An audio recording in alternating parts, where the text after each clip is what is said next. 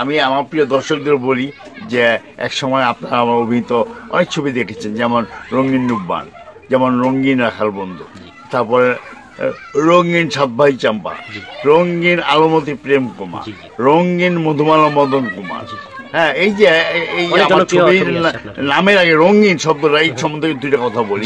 সেটা হলো ওই সময় 80 দশকে ওই প্রচুর ছবি বাংলা চলচ্চিত্রে সুপার ফ্লপ হচ্ছিল। তো হওয়ার পরে ওই মুহূর্তে যে এফডিসি কর্তৃপক্ষরা নতুন শিল্পী নিলেন। আসসালামু আলাইকুম সুধী দর্শক এবং বন্ধুরা, আপনারা এই মুহূর্তে যাকে দেখতে পাচ্ছেন উনি এক সময়কার খ্যাতনামা চলচ্চিত্র অভিনেতা, চলচ্চিত্র যাকে আমরা বাংলা ভাষায় সাধারণ ভাষায় নায়ক বলে থাকি, চলচ্চিত্রের নায়ক। ওনার নাম নায়ক সাত্তার। উনি অনেকদিন যাবৎ অসুস্থ হয়ে আপাতত ঘরেই বসা। তো হঠাৎ করে আজকে এদিকে ঘুরতে এসে ওনার ঠিক বাড়ির সামনে এসে জানতে পারলাম যে এটা চিত্রনায়ক সাত্তারের বাড়ি, এবং উনি একটা পার্ক তৈরি করেছেন ছোট্ট করে বাচ্চাদের খেলাধুলার জন্য। আর এসেই ওনাকে দেখতে পেয়ে গেলাম, তো ওনার সাথে একটু কথা বলে সেই ভিডিওটা ধারণ করলাম আপনাদের জন্য। এখন আপনাদের সাথে সামনে কথা বলবেন চিত্রনায়ক সাত্তার। আসসালামু আলাইকুম স্যার। তো ভালো আছেন আপনি? জি ভাই। আপনি কেমন আছেন একটু আপনার ভক্তদেরকে বলবেন। ইনশাআল্লাহ ভালো। প্রথমে আমার একটা আপত্তি আছে, সেটা হলো আপনি আমার স্যার বলবেন না। আচ্ছা, আপনি একটু বিগিনিং এ বলে গেলেন আমি চিত্রনায়ক, শিল্পী। শিল্পী আর স্যার হয় না। আচ্ছা, শিল্পী সবার প্রিয় ভাজন আপনজন। জি, সেটা আমার ভুল, আমি ক্ষমা চাচ্ছি। স্যার বলবেন যার সঙ্গে কর্মচারী তাহলে বলবেন। জি জি, তাহলে জন্য নির্ধারিত এই শব্দটা শুনে অনেক ভালো লাগলো। জি, আর আমরা হলাম আপনাদের জাতির অহংকার। জি জি, আমরা শিল্পী। জি অবশ্যই। আমরা কেউ কণ্ঠশিল্পী, কেউ অভিনয় শিল্পী, কেউ মিলু ছবি আঁকি, কেউ ছবি তুলি, বা কেউ মূর্তি গড়ায়, কেউ মূর্তি রক্ষা করি, এইগুলো আমাদের কাজ। হ্যাঁ, তা আমরা হলাম কি আপনাদের হৃদয়ের মানুষ, যেখানে আমরা আপনাদের হৃদয়টাকে জয় করতে চাই সারাক্ষণ। ইনশাআল্লাহ আপনি আমাদের সকল বাংলাদেশিদের হৃদয়ে আছেন, দেশে বিদেশে যেখানে যেসব বাংলাদেশিরা রয়েছেন, যারা আপনাকে চিনেন, আপনাকে জানেন এবং আপনার ছবিও দেখেছেন, সবার হৃদয়ে আপনি আছেন এবং থাকবেন। তো আপনার ভক্তদের উদ্দেশ্যে কিছু বলে দেন আপনি। Thank you.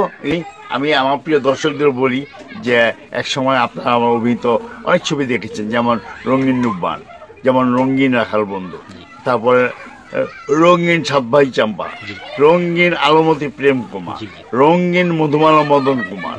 হ্যাঁ, এই যে এই আমার ছবির নামের আগে রঙিন শব্দটা, এই সম্বন্ধে দুইটা কথা বলি। সেটা হলো ওই সময় 80 দশকে ওই প্রচুর ছবি বাংলা চলচ্চিত্রে সুপার ফ্লপ হচ্ছিল। তো হওয়ার পরে ওই মুহূর্তে যে এফডিসি কর্তৃপক্ষরা নতুন শিল্পী নিলেন। তা আমি ছিলাম প্রথম দফায় নতুন মুখের সন্ধানে আমি প্রথম আবেদনকারী। আমি নানুজির ছেলে আব্দুল সত্তার খোকন, নাম পুরো নাম। তো ওই নামে আমি আবেদনটা করলাম। তখন আমি সহকারী হিসেবে কাজ করেছিলাম কিছুদিন, যেমন আলমগীর কবির সাহেবের সাথে, যার সে বিখ্যাত ছবি রূপালী সৈকতে, তারপরে এই আপনার যে সীমানা পেরিয়ে, সূর্যকন্যা, যে জয়শ্রীকে এনে দেশে প্রতিষ্ঠিত করেছেন জয়শ্রী কবির নামে, সেই সুন্দরী মিস কলকাতা খ্যাতিপ্রাপ্ত সুন্দরী নায়িকা। তো তার হাতে যখন আমি পড়লাম, সেও আমাকে খুব আদর করে ডাকতেন খোকন বলে। আমার ডাকলাম আপনার সাথে খোকন, উনি আমাকে খোকন বলে আদর করে ডাকতেন। উনি আমাকে নিয়ে বেশ কয়েকটা শর্ট ফিল্ম তৈরি করলেন। তারপর শর্ট ফিল্ম করতে গিয়ে উনি আমার ফিচার ছবিতে আমাকে নায়ক হিসাবে নির্বাচিত করলেন। প্রতিরক্ষা একটা ছবি, মুক্তিযুদ্ধ কাহিনীর উপরে। ওই ছবিটা সে সময় মুক্তিও পায় নাই, কিন্তু এর মাঝখানে উনি পরিণীতা একটা শরৎচন্দ্র চট্টোপাধ্যায়ের কাহিনী নিয়ে একটা ছবি নির্মাণ করলেন। ওইটা আবার আমাকে সহকারী পরিচালক নির্বাচন করলেন যে সাত্তার, তুমি এখানে অভিনয় করো না, তুমি আমার কাজ শিখো। এই যে অভিনয়টা, এইটা ক্যামেরার কাজ, এডিটিং, কেমনি স্ক্রিপ্ট কোয়ালিটি, কেমনি ডিরেকশন দিতে হয়, এই কাজগুলো শিখো। এটা করলে তুমি অনেকদিন টিকে থাকবা। উনি আমাকে খুব ভালোবাসতেন। তো এর মধ্যে এই ছবির নায়ক ছিলেন আমার সদ্য চিত্রনায়ক ইলিয়াস কাঞ্চন, আর নায়িকা ছিলেন অঞ্জনা ম্যাডাম। তো এরা আমার খুব স্নেহ করতো ওই সময়। তখন ওই ছবি শুটিং চলাকালীন আমি নতুন মুখের সন্ধানে অ্যাপ্লাই করলাম। হ্যাঁ, নতুন মুখের সন্ধান নায়ক হিসাবে। কারণ বোঝেন না, ডেকে দান মানে স্বর্গে গিয়ে কথা আছে না। আমি ঠিকই আমি সহকারী পরিচয়, বাট আমি ওই নায়ক হওয়ার চিন্তা আমার ভিতরে। হ্যাঁ, আমি এই গোপনে অ্যাপ্লাই করলাম। তো ওখানে ছিলেন জ্যাকি, সালাউদ্দিন জাকি ভাই, আমাদের শ্রদ্ধেয় তৎকালীন এমডি এফডিসির। তো ওনার সাথে আবার আলমগীর কবিরের সাথে বেশ সম্পর্ক।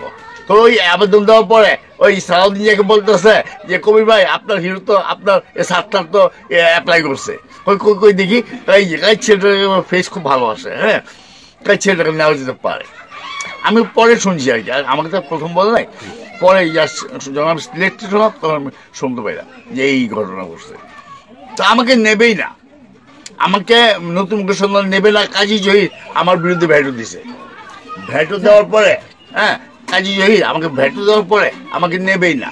তখন জাহাঙ্গীর খান আর রাজমণি ইসলাম মালিক, মণি ভাই, এরা বললো যে কেন নেবেন না, তাই নেবেন না, ছেলেটা দেখতে রাজ্জাকের মতো লাগে। হ্যাঁ, আমার দ্বিতীয় রাজ্জাক, দ্বিতীয় রাজ্যি না, আমার নতুন মুখ, আনকমন চেহারা। আনকমন পাবেন আল্লাহ দিয়ে থাকে চেহারা, আল্লাহ রাজ্যের মানুষের মানুষ মিল থাকে না, অনেক মানুষের অনেক মিল থাকে, সবাই কি দোষী থাকে এখানে। আচ্ছা, আপনি যদি চলচ্চিত্র নতুন মুখের সন্ধান কমিটি না নেন, আমরা নেবো, আপনার আপত্তি নেই, আমার আপত্তি নাই।